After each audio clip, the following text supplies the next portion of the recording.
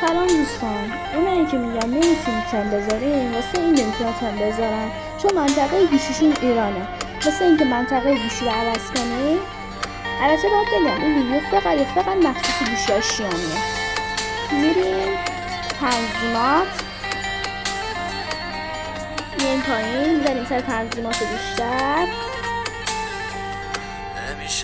میزنیم سر منطقه من اسپانیاه. شما میتونید از ایران و هر کدوم کشوری که بهتون خواست بذارید، فقط ایران نباشه که بتونید تمرین کنید. میریم تا تنها.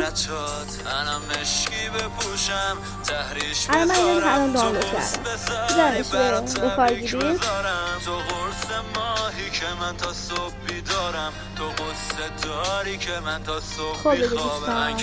امیدوارم که از این ویدیو آموزشی که گذاشتم لذت برده باشید و یاد گرفته باشید که چطوری باید بذارید. خدا نگهدارتون.